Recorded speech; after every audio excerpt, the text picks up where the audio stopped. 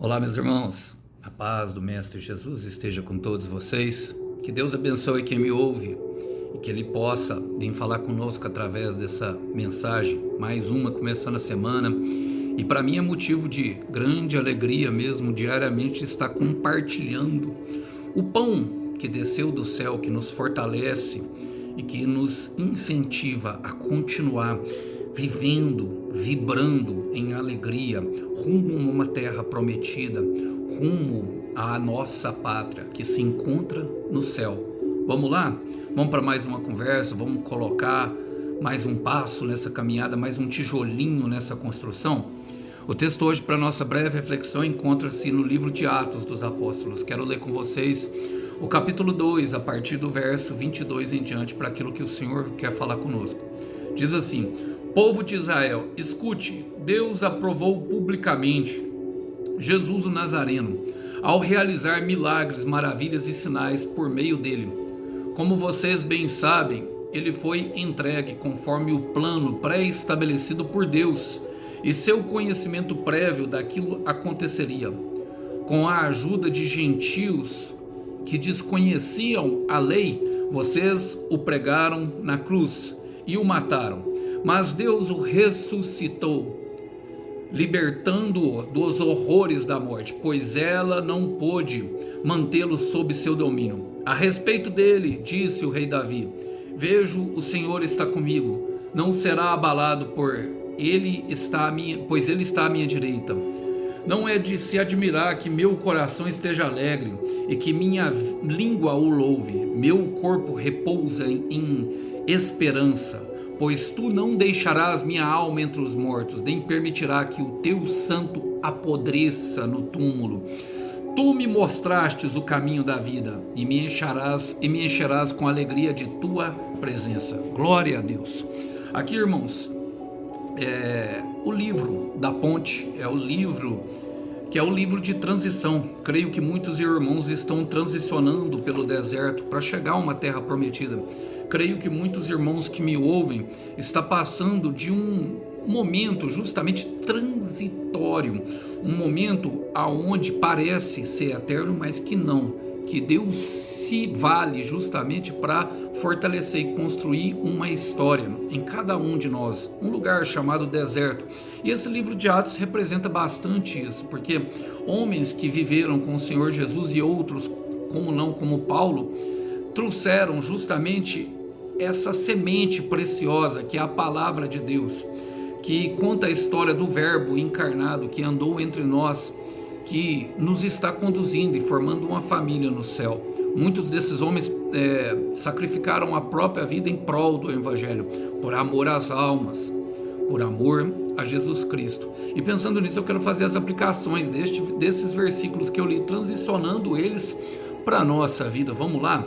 Diz assim: povo de Israel, eu digo para vocês, povo aqui do canal Alisson, povo brasileiro, povo crente em Deus, escute, Deus aprovou publicamente Jesus o Nazareno, ao realizar milagres, maravilhas e sinal por meio deles, como vocês sabem. Eu gosto disso, meu irmão, porque Jesus é a palavra encarnada. Em Jesus todas as promessas se cumprem, dele vêm todas as promessas, dele vem o sim e o amém para todas as promessas. Dele nós temos a intercessão, está sentado ao lado direito de Deus Pai, e ele mesmo zela para que se cumpra, e ele envia o seu Espírito que nos dá capacidade, esse mesmo Espírito que Pedro está pregando ali e que foi derramado sobre eles no dia de Pentecostes, capaz de realizar milagres, maravilhas e sinais por meio dele. Ele ganhou toda a autoridade e lhe foi dado o direito de ser derramado, justamente para que nós venhamos a cumprir com os propósitos de Deus, com os desígnios que ele estabeleceu para nós na eternidade. E pensando nisso, irmão, sabendo que Jesus é a palavra, eu logo vejo, porque ele fala, Deus aprovou publicamente, ou seja, meu irmão, a palavra, ela foi provada, experimentada e foi aprovada. Ou seja, isso aqui, irmão, não tem como dar errado. Eu quero repetir, não tem como dar errado um plano de Deus, uma palavra que saiu da boca de Deus. E a própria palavra diz para nós que nem só de pão o homem viverá, mas de toda palavra que procede da boca do Senhor.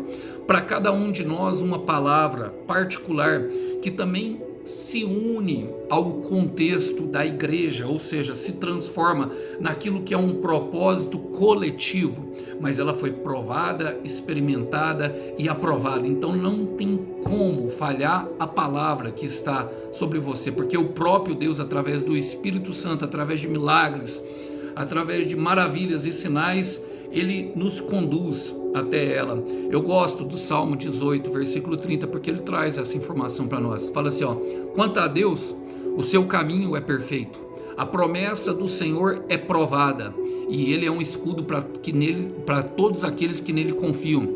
Um escudo transponível, que Satanás, meu irmão, só pode ir até onde Deus delimita. Por quê? Porque ele é a própria muralha de fogo que nos cerca. Então não se preocupe, irmão. Não se preocupe, minha irmã, saiba que Deus já aprovou. Quem pode reprovar, Alisson? Nós, através do nosso livre-arbítrio. Então, a palavra diz assim, ele fala, ele foi entregue conforme o plano estabelecido por Deus e seu conhecimento prévio daquilo que aconteceria. Eu gosto dessa palavra aqui porque, irmão, aqui fala justamente da presciência de Deus. Muito se fala dos 3 atributos: onipresença, onisciência, que é a ciência de todos os fatos, de tudo aquilo que acontece, onipresença, onisciência e onipotência, que fala do poder. Ele está presente, sabe de todas as coisas e tem o poder para fazer todas as coisas. Esses são os atributos imutáveis do nosso Deus. Jamais vai mudar. Ele pode sim fazer todas as coisas, está em todo lugar, a todo tempo, ouve todos os pensamentos e sabe de todas as coisas, mas a presciência é algo muito pouco falado, ou seja, ele sabe com antecedência, irmão. Ele sabe do nosso futuro, nesse momento que nós estamos vivendo, inclusive ele já está lá, nos aguardando. Ele tem essa capacidade de se transpor em todos os tempos. E é impressionante ele falar, porque ele diz assim, com o seu conhecimento prévio daquilo, mas ele foi entregue conforme o plano pré-estabelecido. Ou seja, meu irmão, Deus conhece o nosso futuro e já tem a solução disponível e acessível para qualquer problema que nós venhamos passar. Vocês percebem que a aflição ela está dentro do nosso coração, que Deus se mantém sereno e tranquilo, sabendo em tudo o que nós vamos passar. Ele sabia. E Jesus experimentou, irmão, ali no jardim do Getsêmani, ele chegou, vamos dizer, a refugar um pouco. Pai, se possível, afasta-te de mim este cálice, mas contudo, seja feita a tua vontade. Porque ele sabia que não teria como, justamente, irmão, o próprio Senhor, que era o próprio Deus, voltar às ordens do Pai. Por quê? Porque a vontade de vencer era maior. Então coloque, sabe, meu irmão, força em teus passos. Minha irmã, coloca força em teus passos. Eu estou pregando aqui para pessoas que receberam uma promessa, mas que acharam que as coisas iam se resolver por si só, que não pensaram em momento nenhum que teriam que caminhar, que teriam que carregar uma cruz, que no meio do caminho teria espinho, que no meio do caminho teria afrontas, que no meio do caminho teria, sabe, oposição, até mesmo às vezes da própria família ou da própria liderança da igreja, que teria oposição no trabalho, que teria oposição por onde fosse. Eu estou pregando aqui para esse tipo de pessoas. Eu quero te falar, Deus conhece o seu futuro e Ele já tem a solução disponível e acessível. Olha o que diz o Apocalipse 13, versículo 8, fala assim, e adorá-la-ão todos que habitam sobre a terra, estes cujos nomes estão escritos no livro da vida, do Cordeiro que foi morto, que foi preparado desde a fundação do mundo. Ou seja, irmão, quando tinha fundado o mundo, ele já estava lá esperando o tempo dele já se manifestar. Ele já olhava com expectativa, ele já sabia e conhecia cada um de nós. É poderoso isso, não é verdade? Ele já tem preparado a sua bênção, meu irmão. Ele já tem preparado a sua bênção, meu irmão. É você que tem que chegar lá, caminhar nesse caminho perfeito que te prepara para receber. Olha, a palavra continua falando assim, ó, com a ajuda dos gentios, com a ajuda dos gentios que desconheciam a lei, vocês o pregaram na cruz e o mataram. Glória a Deus por isso, irmão. Por quê? Olha, os gentios, irmão, eram ignorantes. Eles eram ignorantes. Deus se vale até disso, meu irmão, para nos abençoar, até da ignorância daqueles que não conhecem os propósitos de Deus na nossa vida. E muitos não vão conhecer, irmão. Muitos, na verdade, se Deus falou só com você, muitas pessoas vão passar por você, podem até fazer parte da promessa, podem até fazer parte do cenário e mesmo assim não acreditar, porque estão ignorantes, com os olhos vendados, irmão. Olha, mas ninguém pega Deus de surpresa. Eu gosto dessa parte porque fala assim, com a ajuda dos gentios, vocês o pregaram na cruz e o mataram. Sabe por quê, meu irmão? Porque até mesmo isso que foi feito de ruim com o Senhor Jesus, Deus transformou em vida. Deus transforma a morte em vida. Deus transforma a maldição em bênção.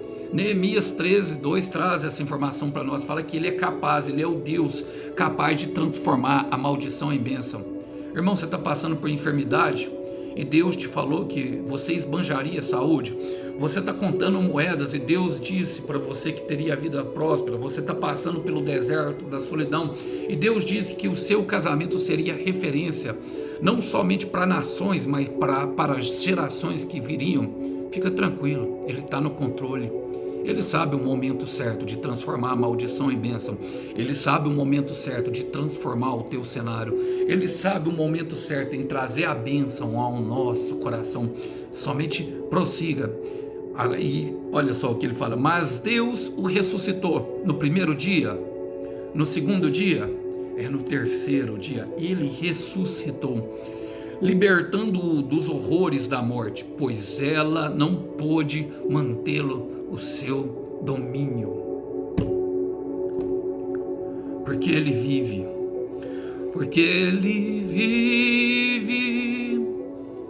eu posso crer no amanhã, porque ele vive. O terror não, mais medo não há. É assim que fala a letra. Eu me esqueci, irmãos. Eu não canto muito essa canção, mas ela fala muito ao meu coração justamente sobre a ressurreição de Jesus. Por quê, meu irmão? Porque ele ressuscitou. Os horrores da morte não puderam o prender. Nada pode parar o agir de Deus sobre a minha e a sua vida. Nada pode impedir o agir de Deus. Isaías 43, versículo 13 fala, ainda antes que houvesse dia, e ainda antes que houvesse dia, o cordeiro já tinha sido preparado, e ainda antes que houvesse dia, você já era um pensamento de Deus, e ainda antes que houvesse dia, Deus já tinha um propósito estabelecido na eternidade. Isaías 43, 13 diz que antes que houvesse dia, eu sou, e não há ninguém que possa escapar das minhas mãos. Agindo Deus, quem impedirá? Agindo Deus, quem impedirá, irmão? Agindo Deus, quem impedirá? E ele fala, a respeito dele, disse o rei Davi, vejo que o Senhor está sempre comigo, não serei abalado, pois ele está à minha direita. A direita fala de autoridade, irmão. Sempre que eu ouvia a mão direita, as mãos dos presbíteros sobre a cabeça da igreja, fazendo transferência, como fazia antepassado, transferência de culpa, transferência de unção, transferência até mesmo de cargos, como é visto hoje. Olha, saiba, irmão, que é por isso que nós podemos crer, porque Ele está à nossa direita. É por isso que nós podemos crer que dias melhores dias melhores virão. Então não há por que temer. Foi Jesus que prometeu, irmão. Foi Deus que te prometeu. Fica tranquilo, irmão. Direita, autoridade. Essa informação nos torna justamente inabaláveis. Porque independente se estamos passando por um deserto, independente se estamos passando por um vale de trevas e morte, ou uma tempestade nos acometeu. Ele é dono de tudo, Ele é dono do mar, Ele é dono do vento, Ele manda o vento se calar, Ele traz paz para nós em meio ao deserto, Ele segura na nossa mão em meio ao vale de sombra de morte. Eu não temerei porque Ele está comigo. Nós não seremos abalados porque Ele está comigo. Eu vou chegar lá porque Ele está comigo. Eu sei que eu posso porque Ele está comigo. Todas as coisas naquele que me fortalece porque Ele está comigo. Então deixa, meu irmão, essa mensagem entrar no teu coração e te tornar inabalável. Olha o que diz em Isaías capítulo 41, eu amo esse versículo, versículo 10. Diz assim: não temas, porque eu sou contigo, não te assombres, porque eu sou o teu Deus. Eu te fortaleço, eu te ajudo e te sustento com a minha destra, da minha justiça, a destra vitoriosa, a mão direita, a minha direita. Saiba que o Senhor está contigo, meu irmão, nisso. E olha, essa mensagem veio profeticamente, irmão. Era uma palavra se cumprindo. Era a palavra em execução, vivendo essa palavra. Perceba que no versículo 26 ele fala: não é de admirar que meu coração esteja alegre e que minha língua o louve. Meu corpo repousa em esperança. Eu amo essa mensagem. Meu corpo descansa, meu corpo repousa. Quantas vezes, irmão, nós não conseguimos repousar? Quantas vezes não conseguimos descansar o nosso coração? Que os ataques do inimigo são tanto para descrençar nós daquilo que Deus falou. Mas é na presença dele que nós encontramos paz, alegria e descanso. Olha, não é de se admirar que meu coração esteja alegre. Não é, meu irmão. Quem aí já experimentou aquela paz que excede todo entendimento? Irmão, é tão bom aprender isso, sabe por quê? É infinito. As vezes que podemos pedir, não tem limites. Toda vez que o nosso coração acelera, que o nosso peito aperta, a nossa mente fica atribulada e sentimos ali aquela angústia tentando nos parar, pensando que ao fim podemos entrar na tua presença e oferecer para Ele com ação de graças, petições, e a paz que excede todo o entendimento invadirá o nosso coração. Paz e descanso, e por isso nós podemos louvar, irmão.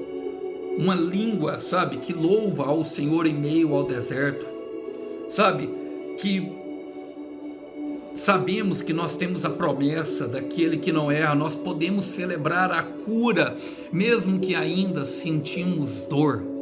É impressionante, porque somente na presença de Deus, irmãos, somente na presença de Deus podemos fazer isso. Fora da presença dele não há paz, fora da presença dele não há vida. Jeremias 31, 25 fala: pois saciarei a alma cansada e fartarei toda a alma desfalecida. Irmão, é só se achegar. Na presença dele nós encontraremos essa descanso. João 16, 33, ele fala: no mundo tereis aflições, mas tende bom ânimo, porque eu venci o mundo. No mundo tereis aflições, tende bom ânimo. E falo essas coisas para que em mim tenhais paz. Eu venci o mundo. E ele fala justamente isso, para que nós possamos ter paz, para que nós tenhamos paz. Ele fala: pois tu não deixarás a minha alma entre os mortos, nem permitirá que o teu santo apodreça no túmulo. Eu gosto também dessa parte. Por quê, irmão? Porque está falando aqui, fala da alma, fala justamente daquela sensação que nós enfrentamos muitas vezes no deserto. Parece que estamos mortos, parece que o cenário não muda e a tendência é só piorar. Mas ele fala que não vai permitir que o santo apodreça naquele lugar de morte. Quando as mulheres foram buscar o Senhor Jesus, o anjo perguntou: por que buscai dentre os mortos aquele que vive? Em Lucas 21, versículo 5, o anjo olha os varões de vestes resplandecentes: buscai dentre os mortos aquele que vive. E nós temos uma tendência de nos... como que eu vou falar? de nos tornar parte do cenário ao qual nós estamos envolvidos. Se tudo é morte ao nosso lado, irmão, logicamente nós automaticamente queremos já, sabe, apodrecer junto com aquele lugar, é aquele tal negócio. Se não podemos vencê-los, nos juntem a Ele, mas Ele ressuscitou, porque buscai dentre os mortos aquele que vive. E eu quero partir para o final, irmão, porque fala, no verso justamente 28, fala: Tu me mostrastes o caminho da vida e me encherás de alegria com a tua presença. O segredo é isso, irmão. Nós fomos colocados no deserto justamente por um motivo, para saber que nós temos uma bússola, e ela é uma fé, e que tem uma palavra, e que ela florescerá, e para aprender justamente a crer nele, saber que tudo que nós precisamos está nele. Ele mesmo nos guiará, Ele mesmo será a nossa companhia, e a sensação de segurança é que Deus está perto. Assim podemos nos sentir seguros. Quero terminar, irmão, falando para você que o Salmo 18, versículo 32, ele traz justamente essa informação para nós. Ele é o Deus que nos cinge de força e torna perfeito o meu caminho. Jamais, irmão, jamais abra mão da presença, abra mão de pessoas, abra mão de lugares, abra mão de comportamentos, mas jamais abra mão da presença. A presença é tudo que você precisa, tudo que nós necessitamos, é tudo que eu necessito. A maravilhosa graça que nos concede paz, até que tudo se cumpra, até que o propósito dele esteja plenamente estabelecido em nós. Isaías 26:3 diz que ele conserva em perfeita paz, cujo o propósito está firme, e naqueles que nele confiam. João 10:10 diz que o ladrão veio para matar, roubar e destruir, mas que ele veio para dar-nos vida, e vida em plenitude. Aproveite, relaxe, descanse, aproveite o caminho. Sei que muitas vezes vai parecer difícil, mas jamais abra mão da presença, porque Ele é capaz de colocar os teus olhos, os nossos olhos, novamente no lugar certo. E lembrando que no final dessa caminhada há promessa, há cumprimento, há revelação de Deus.